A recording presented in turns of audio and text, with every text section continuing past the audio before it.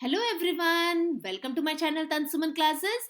So class 8 I think आप सब लोग बहुत अच्छे होंगे और पढ़ाई कर भी रहे होंगे।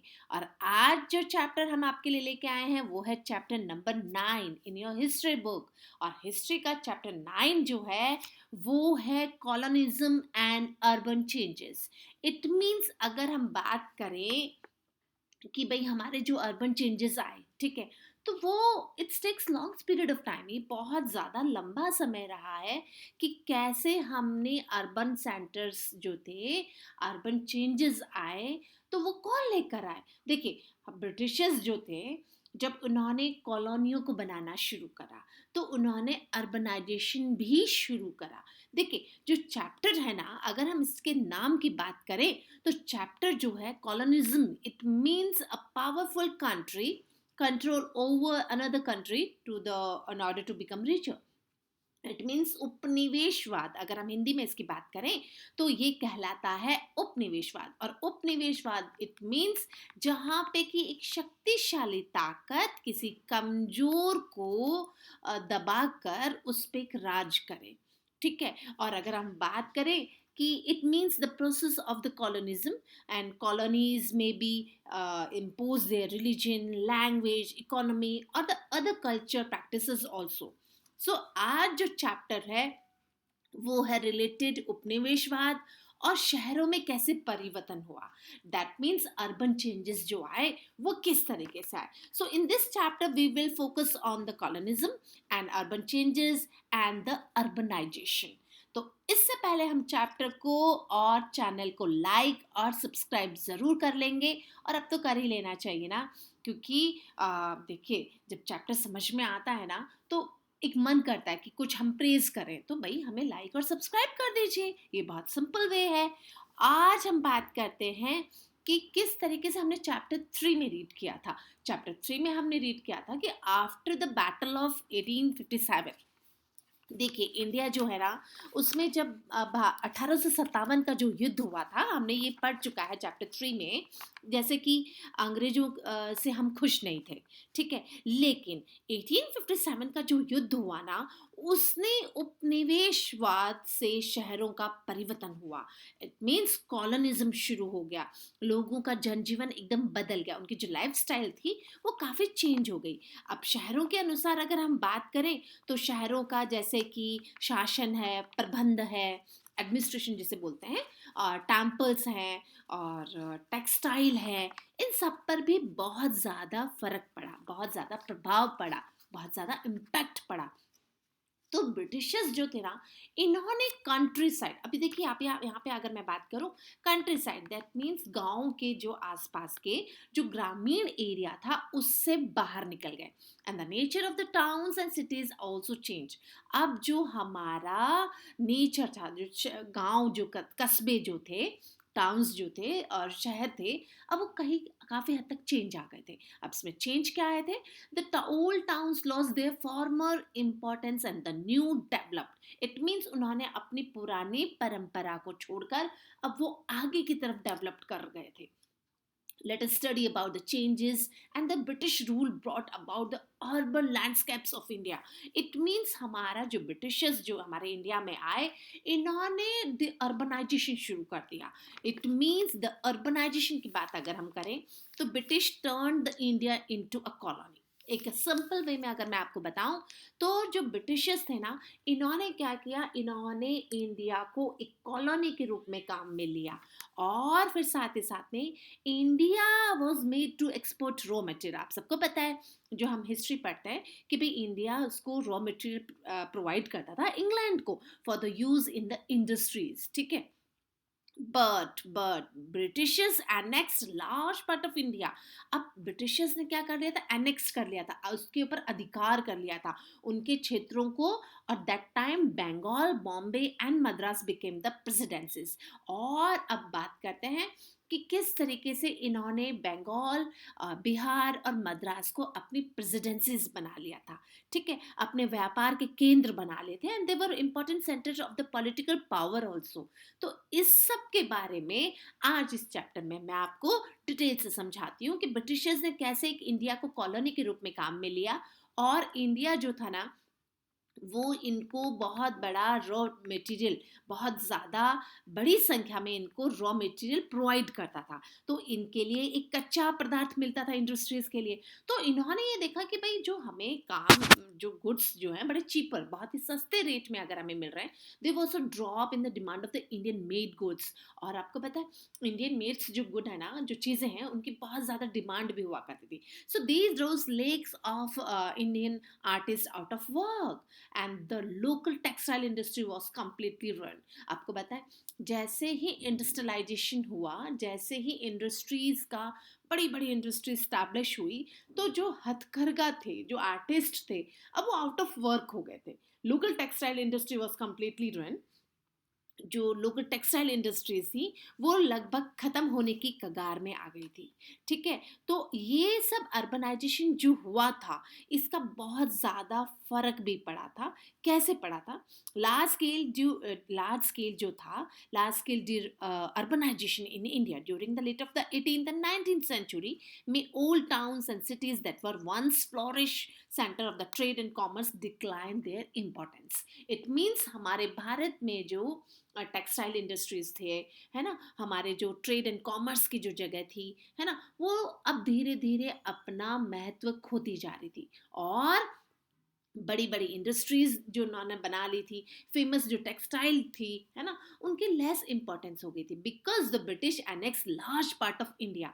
क्योंकि ब्रिटिशर्स ने बहुत बड़े इंडिया के प्लेस को एनेक्स कर लिया था, अपने आधिपत्य के अंदर ले लिया था। Native rulers were the displacement. As a result there was a steep fall into the demand of luxury goods. The town that produce the luxury goods decline in importance. और जो लग्जरियस गुड जो राजा के लिए बनाए जाते थे, या बहुत आलीशान जो चीज़ें बनाई जाती थी, अब उनकी डिमांड थोड़ी सी कम हो गई। And many new urban centres came on. और अब बहुत सारे नए नए अर्बन सेंटर्स भी बनने शुरू हो गए थे। So you have read in the chapter number 2 Bengal, Madras and Bombay are the presidencies. यहाँ पे आपको ये समझने की जरूरत होगी कि उस समय में जो मद्रास है, बंगाल है, और साथ ही साथ में बॉम्बे है, वो प्रेसिडेंसीज के रूप में काम करने लग गई। अब हम बात करते हैं कि large percentage of the trade shifted to these place.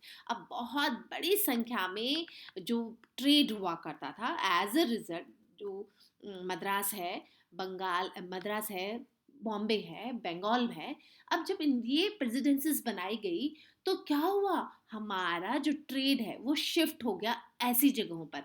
As a result अब क्या हुआ था, जो सूरत में कपड़ा बनाया जाता था, जो मछलीपट्टनम में बनाया जाता था, अब उनकी इम्पोर्टेंस थोड़ी कम हो गई। यानी परंपरागत जो लोगों के पास में उद्योग थे, जो छोटे मोटे काम करने की जगह थी, अब वो खत्म हो गई। इट मीन्स जो गांव में लोग, जो टाउन्स में, जो विलेजेस में लोग काम करते थे, अब इनकी इम्पोर्टेंस कम हो गई बिकॉज ऑफ अर्बनाइजेशन। अब ग्रोथ ऑफ न्यू टाउन्स की अगर हम बात करते हैं, तो देखिए ग्रोथ जो थी ना, ओल्ड टाउन्स वो डिक्लाइन की तरफ चले गए। वो क्यों चले गए? बिकॉज ऑफ ब्रिटिशर्स ने अब अर्बनाइजेशन शुरू कर दिया था, शहरीकरण शुरू कर दिया था। और शहरीकरण शुरू हुआ तो इंडस्ट्रियल सेंटर्स जो थे वो चेंज हो गए, और ब्रिटिश टू स्वीट देमसेल्फ, और ब्रिटिशर्स ने इनको स्थापित कर दिया। तो टाइप ऑफ अर्बन सेंटर्स, मैं बार बार आपको बोल रही हूँ कि अर्बन सेंटर्स बना दिए गए थे, अर्बन सेंटर्स बना दिए गए थे। तो भाई मैम कौन से अर्बन सेंटर्स बनाए गए थे? यस, अर्बन सेंटर बनाए गए थे ब्रिटिशर्स के द्वारा। उनके अलग अलग कैटेगरीज, उनको अलग अलग भागों में, उनके स्थिति के अनुसार, उनका एडमिनिस्ट्रेशन के अनुसार उनको बांटा गया, अलग अलग श्रेणियों में उनको बांटा गया। तो फर्स्ट हम बात करते हैं प्लान सिटीज की। देखिए प्लान सिटीज जो थी ना, वो बहुत ज़्यादा तरीके से विकसित थी। ठीक है, so many new urban centres come on and became important during the British period, and they can be divided into plan cities. अगर हम प्लान सिटीज की बात करते हैं, तो इसमें आएगा दिल्ली, और वो भी न्यू दिल्ली। यानी अब उन्होंने नई दिल्ली की स्थापना कर दी, और इसके बाद में जो एडमिनिस्ट्रेशन था वो यहीं से काम होता था। ठीक है। Eight that time the latter was the centre of administration. बहुत बड़े बड़े यहाँ पे क्या बनाए गए, प्रशासन के भवन बनाए गए, ठीक है। न्यू दिल्ली को प्लान सिटी बना दिया। अब पोर्ट सिटीज की बात करते हैं, तो पोर्ट सिटीज की बात करें तो कलकत्ता, बॉम्बे और मद्रास तो इम्पोर्टेंट थे ही थे। They played an important role in the trade. जैसा कि आप सबको पता है कि ये व्यापार के लिए बहुत ज्यादा अच्छी जगह हुआ करती थी। और अच्छी क्यों होती थी, बड़ी ही, क्योंकि रॉ मटेरियल हमें जो इंग्लैंड से फॉर दीज पोर्ट्स वहां से ले जाना इजी रहता था। और सिमिलरली अगर हम बात करें मैन्युफैक्चर्ड गुड्स, यानी जो बना हुआ माल आता था इंग्लैंड से, landed over their ports, so they was distributed throughout the India. यानी ब्रिटिशर्स ने क्या किया, जो पोर्ट सिटीज बनाए गए थे, और पोर्ट सिटीज कौन कौन से थे बच्चों, आपको यहाँ पे दे will be one more question. यहाँ पे एक क्वेश्चन बनता है कि भाई पोर्ट सिटीज में कौन कौन से स्टेट शामिल थे।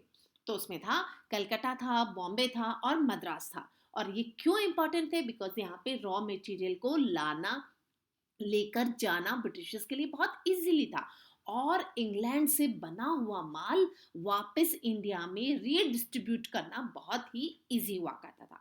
अब हम बात करते हैं जो पोर्ट सिटीज थी, उसमें था कलकत्ता, मुंबई और मद्रास। अब हम बात करते हैं हिल स्टेशंस की। देखिए hill station such as Shimla है, ऊटी है, दार्जिलिंग है ना, ये towns such as Lansdowne, and these towns were much bigger and had numerous buildings. यहाँ पे भी लोगों को जो था वो बहुत ही कूल टेम्परेचर था, है ना। तो Britishers quit the cool retracts from the heat and dust of the plains lead to the setting up the hill station. आपको पता है ब्रिटिशर्स जो थे वो ठंडे एरिया से जब आए तो उनको भैया हिल स्टेशंस बड़े पसंद आए, क्योंकि वो गर्मी वाली जगह, डस्ट वाली जगह रहना पसंद नहीं करते थे। तो उसके लिए उनको क्या था, उनको बहुत ही अच्छी जगह मिल गई, और वो थी शिमला, ऊटी, दार्जिलिंग, जो कि उस समय में बहुत ज़्यादा पॉपुलर भी हुआ करती थी। और पॉपुलर इसलिए हुआ करती थी क्योंकि यहाँ का वेदर और क्लाइमेट सुटेबल था। So the summer capital of the Britishers क्या कहलाता था, वो था शिमला।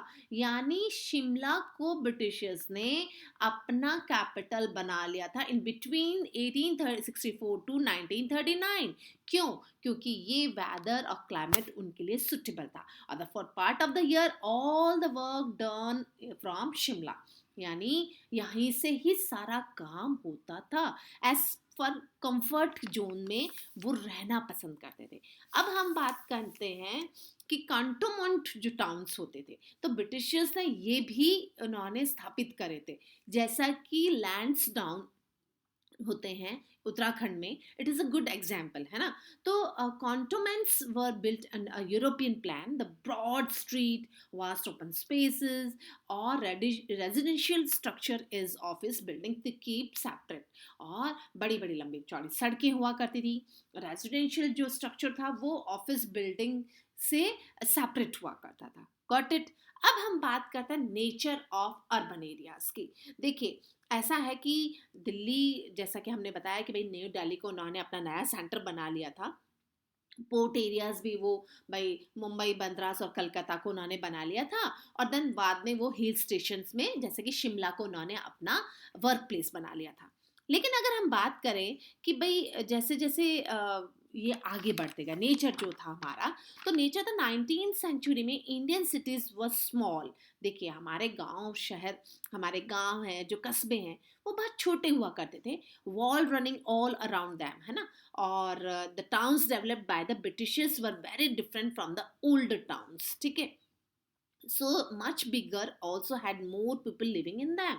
तो ब्रिटिशर्स ने क्या सोचा कि भाई ये जो छोटे छोटे गांव हैं इनको डेवलप करना तो बहुत मुश्किल है। तो before the 19th century India cities were small and had wall running all around them. उनके चारों तरफ दीवारें हुआ करती थी और जो शहर थे वो छोटे छोटे हुआ करते थे। Due to this wall they were called the walled cities.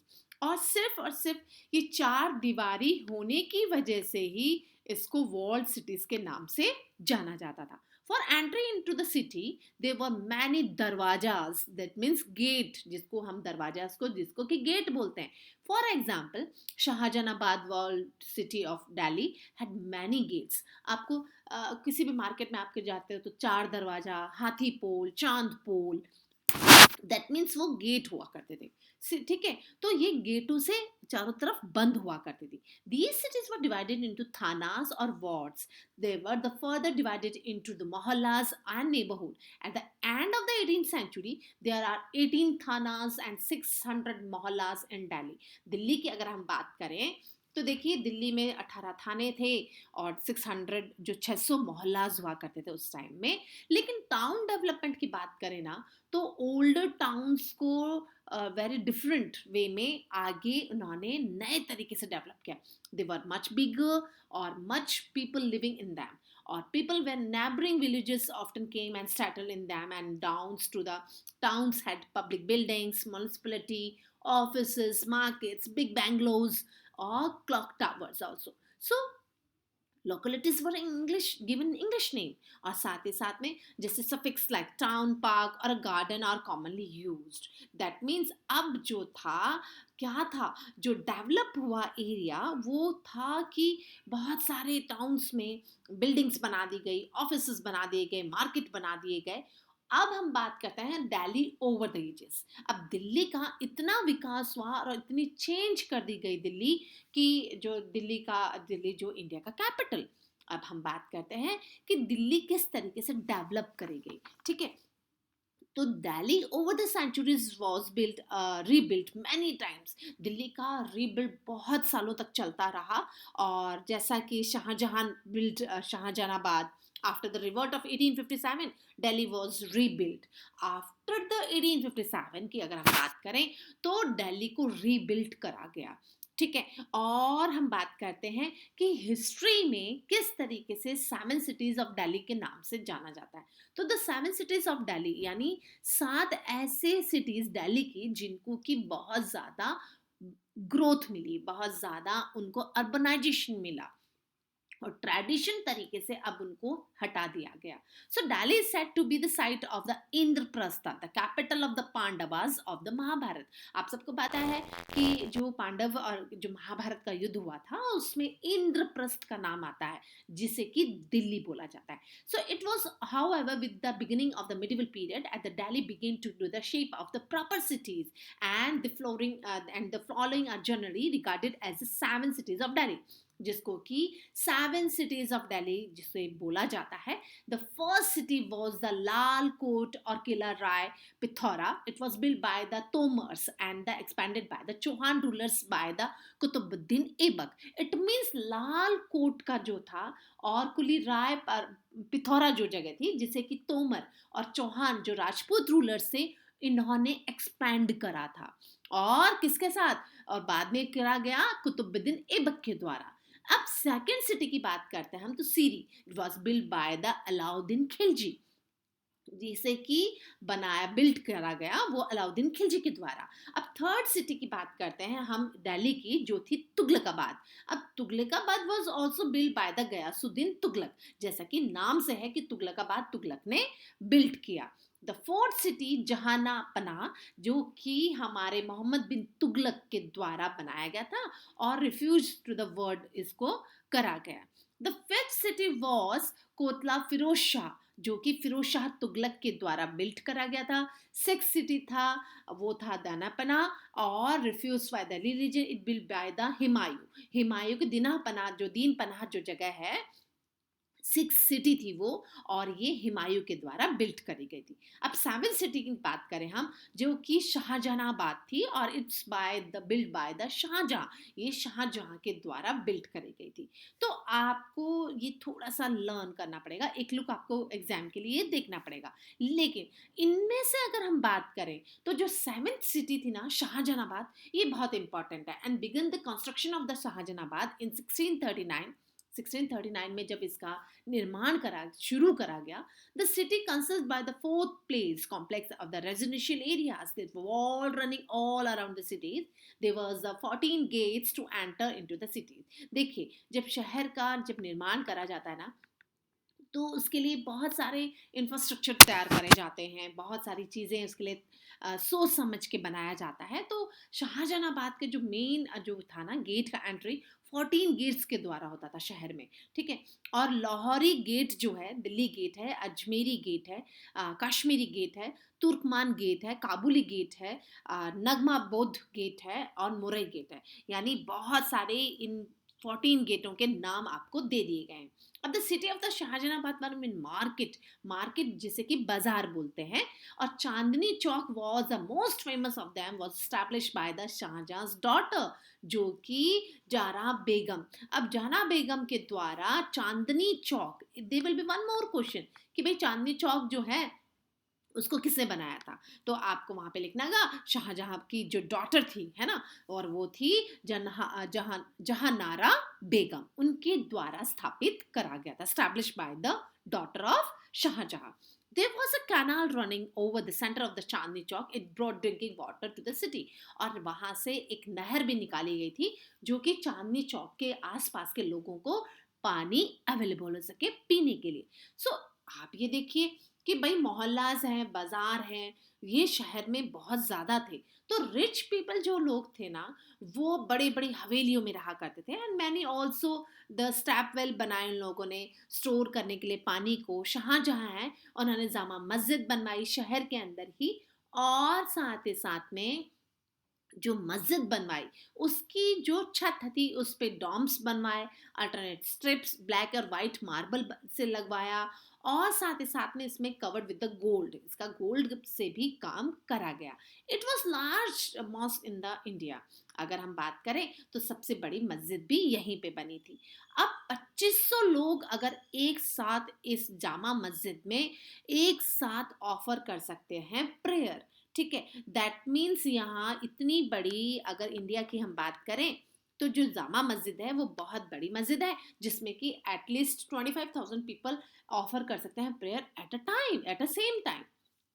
Shahjahanabad important centre of Sufi culture भी हुआ करता था. यहाँ पे दरगाह थी, खानगाह थे, है ना. और साथ ही साथ में विजिट कर सकते हैं ख्वाजा हजरत निजामुद्दीन औलिया के, जैसे कि दरगाह है. और ख्वाजा मोइनुद्दीन ख्वाजा हजरत निजामुद्दीन औलिया की दरगाह जो है वो शाहजहानाबाद में बनाई गई, जो कि थाउजेंड्स ऑफ पीपल यहाँ पे उनके देखने आते हैं, उनके दर्शन करने आते हैं, उनको विजिट करने आते हैं. और 19th सेंचुरी में देखिए, हमने पहले बात करी दिल्ली की, ठीक है. अब हम 19th सेंचुरी के जैसे ही हम एंटर करें, हमने दिल्ली की सिचुएशन और कंडीशन एकदम चेंज हो जाएगी. अब क्या होगा, आफ्टर लॉर्ड वेस्ली जब इंडिया आए, डिफीटेड द मराठास, वेस्ली ने जब मराठाओं को हराया, कहा Peshwa Bajirao second to sign a substrate territory, जो कि हमने चैप्टर 2 में पढ़ा था कि किस तरीके से उनके साथ एक संधि करी गई थी, ठीक है. तो आज हम बात करेंगे वेस्ले के द्वारा दिल्ली जो थी वो उनके हाथ से ले ली गई थी, और वो थे मराठा जो शासक थे, अब उनसे हाथ से वो निकल चुकी थी, और दिल्ली जो है वो ब्रिटिशर्स के हाथ में आ गई थी, ठीक है. अगर ये दिल्ली इन ब्रिटिशर्स के हाथ में नहीं आती तो शायद आज ये कंडीशन नहीं होती. लेकिन जैसे ही इंडिया में इन्होंने ये संधि करी, at that time Calcutta was the capital of British empire. उस टाइम में कलकत्ता ब्रिटिश एम्पायर का कैपिटल हुआ करता था. लेकिन however the still of the political center of the country was Mughal emperor stayed at a red fort. जो मुगल सम्राट थे वो रेड फोर्ट में रहा करते थे. लेकिन जैसे ही 1857 का विद्रोह हुआ, अब जो ब्रिटिशर्स थे ना उनकी आंखें खुल गई, और उन्होंने अब क्या किया, उन्होंने रिवॉल्ट हुआ जो 1857 का, change the face of Delhi. It was read, हमने जो चैप्टर 6 में रीड किया है कि दिल्ली में किस तरीके से 11 मई 1857 में बहादुर शाह जफर जो कि एम्परर थे दिल्ली के, जो कि मुगल शासक थे, इन्होंने सिपाही, विद द हेल्प ऑफ सिपाही, इन्होंने विद्रोह शुरू कर दिया था। इस विद्रोह के कारण अब दिल्ली को मुगल से छीन लिया गया और Delhi was the hands of the सिपाही फॉर 4 months। और 20 सितंबर 1857 Delhi was recaptured by the Britishers, और इसको रिकैप्चर कर लिया गया वापस ब्रिटिशर्स के द्वारा, जिसे कि 4 महीने तक सिपाही ने अपना अधिकार बना के रखा। और फिर ब्रिटिशर्स ने क्या किया, after the recapture of city the British embarked and लूट एंड प्लंडर, बहुत सारी लूट खसोट हुई। दिल्ली वॉज कंप्लीटली रैन्स्टेड, है ना, रेनेक्स्ट कर दिया गया था उसको। And inhabitation of the Delhi was driven out. Delhi was completely depopulated and distract for many months, बहुत सालों तक ये, बहुत महीनों तक ये खाली पड़ा रहा, उजाड़ हो गया। So the red fort was taken over, the many structures inside the fort were converted into the barracks of the British soldiers, और new structure was also build inside the red fort for the troops. और अब जो सिपाहियों के लिए, जो सिपाहियों की टुकड़ी होती है, उनके द्वारा अब रीबिल्ड करा गया। और ब्रिटिशर्स जो थे उन्होंने ब्रेक किया अपने पास्ट को, और उन्होंने कोशिश करी कि अब वो दिल्ली के अंदर ही रहकर अपना काम शुरू करेंगे। और मैनी बिल्डिंग्स और बाजार और लोकेलिटीज जो थी वो आसपास, लाल दरवाजा, लाल किले के आसपास बहुत सारा विकास करना जरूरी हो गया था। डोमिनेट कर दिया गया था सिटी को, लार्ज एरियाज को खत्म कर दिया गया था। सो आफ्टर द अपराइजिंग, अब जैसे ही इंडिया में दिल्ली को वापस बनाने की बात आई, तो बात हुई कि the walls built by the Shahjahan, the British wanted to expand beyond it towards the north to civil lines area come up and the British officers began to live there। अब जो शाहजहां के द्वारा जो दीवारें बनाई गई थी, अब उससे बियॉन्ड होना चाहते थे, एक्सपैंड करना चाहते थे वो। और ब्रिटिश ऑफिसर्स ने क्या किया, उन्होंने अपने रहने के लिए आसपास की अच्छी जगह चुनी। The railway network was also extend, और रेलवे नेटवर्क का भी विकास करा गया। Look at the Jama Masjid at the surrounding of the 1880 at the photography of the Felice Beato. देखिए आप यहाँ पे ये देखिए कि रेड फोर्ट के आसपास, जामा मस्जिद के आसपास आपको देखिए कितने से लोग रह रहे हैं। राइट नाउ आज के टाइम में अगर आप ऐसे दिल्ली देख ही नहीं सकते, है ना, ये सिर्फ फोटो में ही आपको देखने के लिए मिलेगा। तो Delhi in the 20th century. अब हम बात करते हैं कि किस तरीके से दिल्ली का जो 20th सेंचुरी में एंटर करा। तो दिल्ली में king George we was crowned in England. जो 1911 में जो किंग थे जॉर्ज वी, वो क्राउंड हो गए थे इंग्लैंड में। To celebrate the occasion a grand durbar was held in Delhi. देखिए 1911 में जब इंग्लैंड में जॉर्ज फिफ्थ को, है ना, किंग बनाया गया, V, it means V, that means sorry it's 5, George 5 को, किंग जॉर्ज 5 को यहाँ पे क्राउंड करा गया। तो वहाँ पे दिल्ली के दरबार लगाया गया, and it was the durbar over the decision of the shift the capital from the Calcutta to Delhi was announced. और अब जैसे ही दरबार लगाने की बात हुई, तो कलकत्ता से अब कहाँ आ गए, अब कलकत्ता से दिल्ली को कैपिटल बनाने की बात शुरू हो गई। आपको बताएं कलकत्ता किस लिए पहले सेंटर था। देखिए कलकत्ता, मद्रास और बॉम्बे जो है ना, ये पोर्ट एरियाज थे, यहाँ से सामान को लाना ले जाना बहुत इजी रहता था। दैट्स वाई इन्होंने कलकत्ता को अपना कैपिटल बना रखा था। बट जैसे ही 1857 का युद्ध हुआ, उसमें इनको काफ़ी कुछ देखने के लिए मिला कि सेंटर में ही रहने वाला फ़ायदा होता है ना, कि लोग विद्रोह नहीं कर पाएंगे, आसपास सब चारों तरफ इनकी नज़र रहेगी। तो इन्होंने वो कलकत्ता को छोड़ के अब दिल्ली को अपना कैपिटल बना लिया। So the build of the new Delhi. अब इनको दिल्ली में नई जरूरत थी, और दिल्ली में जरूरत थी एक ऐसा शहर बनाने की जहाँ पे कि ब्यूटीफुली ये रह सके, ब्यूटीफुली तरीके से ये अपने घर बना सके। तो ओल्ड सिटी को इन्होंने अब नया सिटी बनाने में शुरू कर दिया काम। और बात करें कि Britishers wanted to wipe out the memory of the Mughals from the minds of the people. यहाँ पे बिकॉज ऑफ इन्होंने सिटी को इसलिए भी तबाह करके नए तरीके से बनाने की शुरुआत करी, क्योंकि ये मुगल लोगों की छाप को हटाना चाहते थे। ये लोगों के माइंड से वो वॉश कर देना चाहते थे मेमोरी कि ये मुगलों ने बनवाया. तो wanted to show the inclined nature of the rule and how they were doing for the people of India.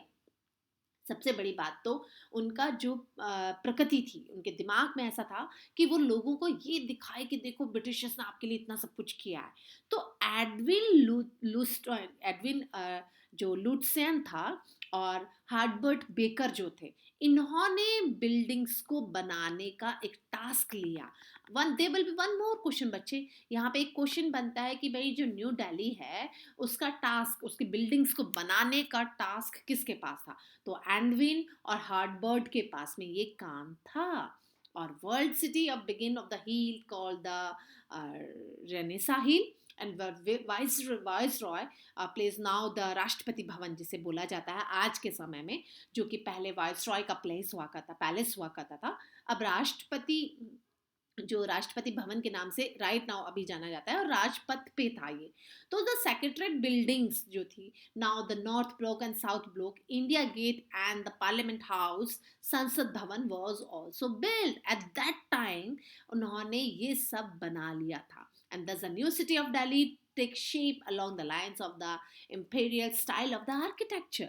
New Delhi was officially inaugurated in 1931.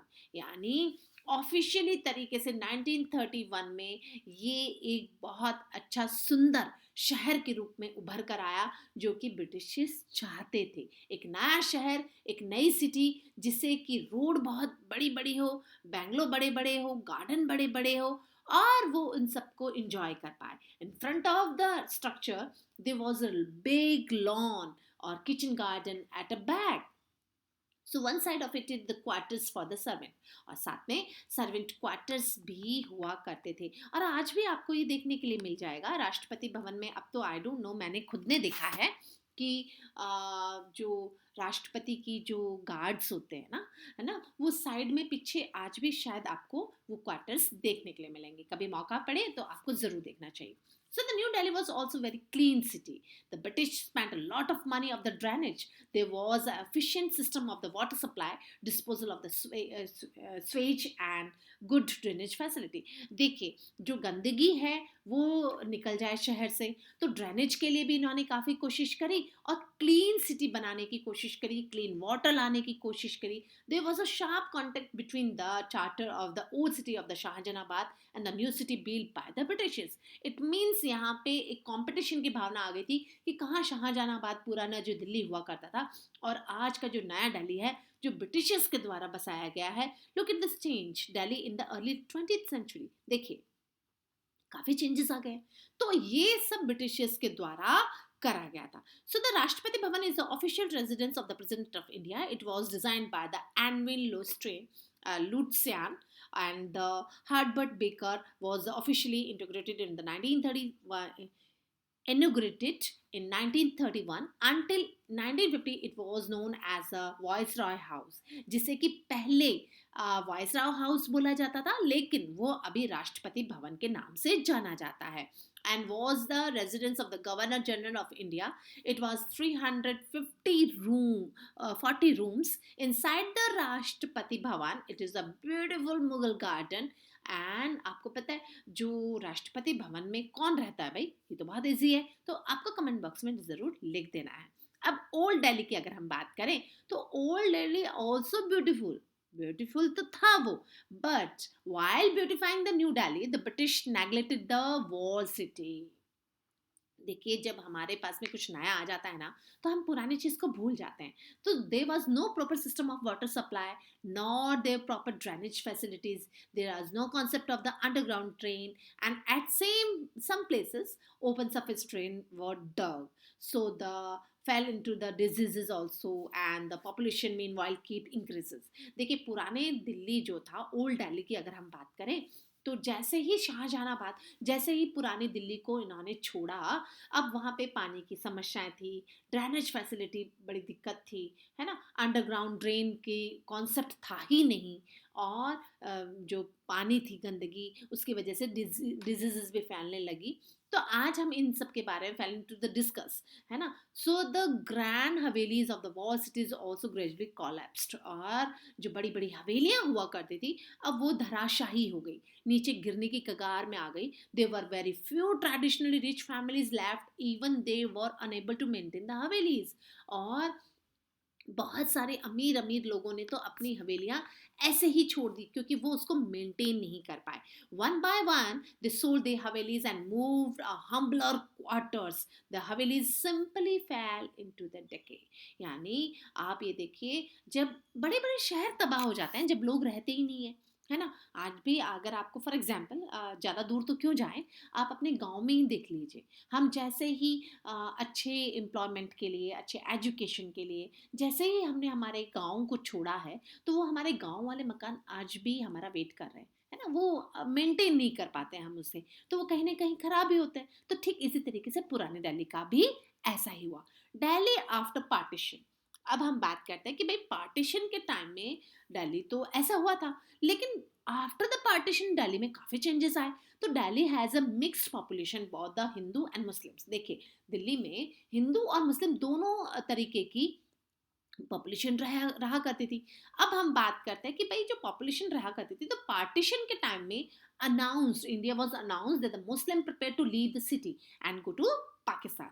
हमने घोषणा करा दी गवर्नमेंट के द्वारा, लोगों ने जो हमारी इंडियन गवर्नमेंट है उन्होंने ये घोषणा करी कि मुस्लिम्स पाकिस्तान जाए और जो हिंदूज हैं वो इंडिया में रहे। At that same time, Hindus from Pakistan flooded the city, and since Delhi was a capital, for most migrants from Pakistan preferred coming to Delhi.